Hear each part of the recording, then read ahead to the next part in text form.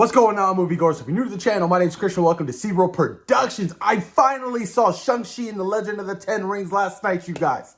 And when people are saying that it's top 5 MCU movie of all time, they are not lying. This movie was so damn incredible. From start to finish. Lovable characters, relatable characters. I love the family theme of the movie. The mythological creatures were just beautiful, crazy, and gorgeous. The end of this movie completely threw me off because I did not expect that. They hid all of that stuff out of those trailers, which I really liked. This movie was so good, you guys. Simu Liu as Shang-Chi is one of the greatest additions to the Marvel Cinematic Universe, you guys. He was so good as Shang. I love this movie so much, you guys. We're going to be talking huge, heavy spoilers in this video. So if you guys haven't seen Shang-Chi and the Legend of the Ten Rings, I suggest you go watch it, then come back to my video, and let's talk some spoilers. Now, right off the bat, I want to dive deep into that post-credit scene, that mid-post-credit scene of Wong, Bruce, Captain Marvel, Shang-Chi, and what was Awkwafina's character's name? I completely forgot. And her. They were analyzing the 10 rings. And Wong was like, when you first used these rings, we felt them over here. And it sent out a home beacon to somewhere we don't know. I was like, what? And then Captain Marvel was like, well, how long have your father had these rings? He was like, about 1,000 years. They kept him young this entire time. I was like, where the hell are these rings from? And then Bruce was like, well, they're not vibranium. I was like, holy shit, this is crazy.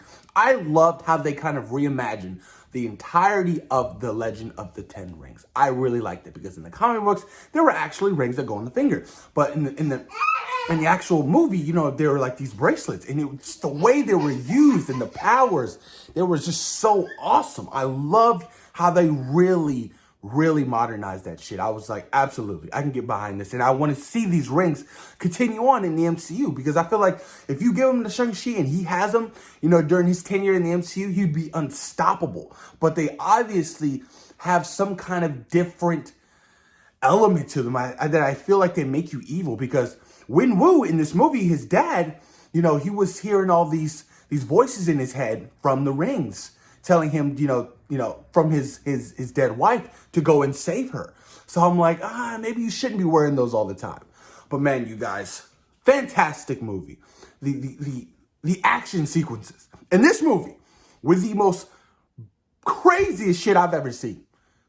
And the MCU has never done anything like this. And the fact that this didn't feel like a Marvel movie at all, I loved it. It felt like an old school kung fu flick. And I was like, holy shit. You guys, the fighting sequences were so impressive. The hand-to-hand combat, it really paid off. And Marvel knew what they were doing. And the creative team behind this movie, you guys, did an excellent job. They sold it. Every fight scene was just incredible. From the bus scene from the beginning of the movie to, you know, the last fight scene of him fighting his father. It was so well scripted. I was so impressed. Holy shit. Abomination and Wong. What? They were fighting in that cage fight. I was like, okay, cool. But then it turns out they know each other. And Wong is like kind of mentoring him. I was like, how does that make sense? What is Wong up to?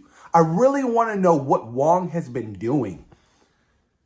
I feel like, you know, in this movie, and him coming in contact with, you know, Bruce and Captain Marvel, and in Doctor Strange, you know, in his interaction with Doctor Strange in the Spider-Man No Way Home trailer, him leaving, I'm like, what is this guy doing? Is he like recruiting? I was so confused, but I was like, are you telling me that Wong has a relationship with Bruce and Abomination? And we all know that Abomination and Bruce are going to be in the She-Hulk show. So I'm like, what the hell? How is that going to play out? Is Abomination a good guy now? Is he going to be joining the Thunderbolts team? I would love to see it. And I loved that design from Abomination, you guys. It's so comic book accurate. It was so badass. I was like, I can get behind this. I really can. But man, you guys, like I said, this film was visually stunning. It was beautiful. You know, from the fight scene between Wenwu and his wife when they first met in that forest, which is awesome as hell, by the way. I was so impressed by that fight sequence. I was like, holy shit. I was like, this is dope. This is beautiful. She changed that man. He found love and, you know, he had his 2 kids, you know, and I was like, holy shit, yo, this is amazing. I was like, I could totally get behind this movie. I get why people are loving this movie so much. It's definitely top 3 MCU or top 4, top 5. It is that good, and I cannot wait for the sequel. I want to see this entire cast return. Let's talk third act. The third act in this movie, I felt like was insane and so unpredictable. The fact that the soul eater creatures were coming out of that big ass gate from a different dimension. I was like, what? I was like, what's going on? It's like, is Dormammu under there? Like, it was crazy. And the whole mystical dragon. And it was just so awesome to see that big old fight between the soul eaters and the massive ultra soul eater going up against, you know, the entire, you know, little, what's the word I'm looking for? What's the word I'm looking for? I'm drawing a blank right now. Brr. Well, that whole sequence was just awesome. It really was. And I loved how, you know, Wenwu and Shang-Chi, when they were fighting each other, man, they were just going at it, you know, with the 10 rings, and how his mom kind of implemented the moves to kind of get the 10 rings from his dad at an early age of when he was a kid. I was like, what the hell? I was like, so she's kind of been, you know, implementing these little moves. So by the end of this movie, when you see him doing it, he was doing the same stuff he was doing as a kid. So I was like, that's kind of crazy. I was like, she kind of knew what was going to happen. You know, his mom was already a very powerful person. But when she left that forest, obviously she gave up that entire lifestyle, the magic stuff. So I was like, all right, that was pretty intriguing idea.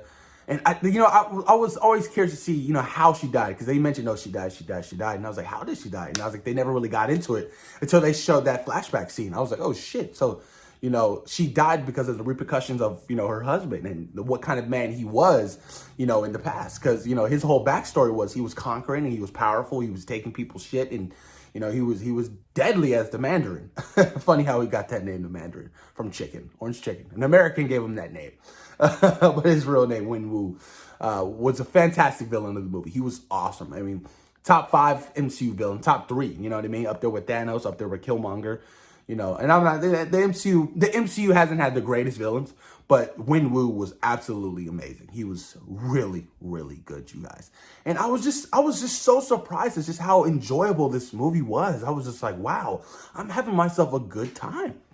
I really was. Like, I loved the relationship between him and his sister, and how his sister felt betrayed by him, you know, him leaving at an early age of 16, and she had nowhere to go. And it sucks. And you felt for her, because she was like, she had to fend for herself, you know, but she became a complete badass, starting her whole underground little clique and army, you know, that fight, you know, on the dark web. I was like, oh shit, I can get behind this. She was badass. I can't wait to see more of her and her operations taking over her father's operations now that Wenwu is dead, because the ultimate soul eater took his soul out of his body. I was like, oh shit, that soul, I think that, you know, the design on that thing was absolutely dope. I was like, holy shit, this is awesome. Like I said, so unpredictable. I did not expect any of that third act to go like it went at all. I was just like, holy shit. So he's trying to open this big ass gate to get to his dead wife. I was like, bro, you're going crazy. But when Shang-Chi got all 10 rings and he was doing his thing, it was so fucking awesome. The last fight scene between him and that ultimate soul eater dude, when he did that whole Kamehameha thing, and he was just like, wow. Oh, I was just like, oh shit. It was so dope, man. And I liked his costume too. How it was made from one of the dragon skins. I was like, oh shit. I was like, dope. I like that. His sister too. It's made from the same material that their mother had put together for them, for they would, you know, use one day eventually. But you guys, man, Shang-Chi and Legend of 10 Rings, it did it. From the score, the fighting choreography, the lovable characters, you know, everything, the visual effects, the cinematography. There wasn't a single dead beat in this movie that I didn't enjoy. I enjoyed everything about this movie so much. I cannot wait to see it again. If you guys haven't seen it in IMAX, I highly suggest you watching it in IMAX because you need to see this at its best quality in that best format because it was awesome. It was so much fun.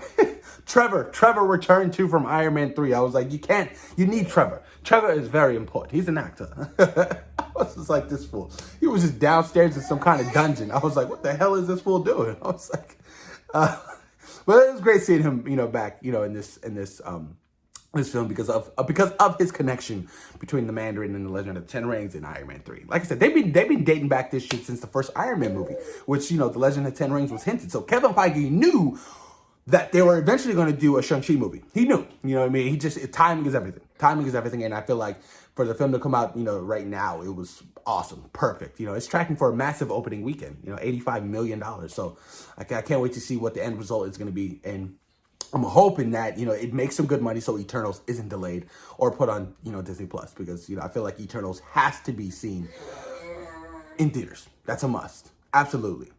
Final thoughts on the film. Loved it. Can't wait to see it again. Can't wait to own it. Cannot wait to see where they take Shang-Chi, in the future of the MCU. I hope he's around for a while. I can't wait to see him whip much ass. It's going to be a lot of fun, you guys. I'm so stoked for this character and, all the characters that were introduced in this movie, because essentially I loved everybody in this movie. Super dope.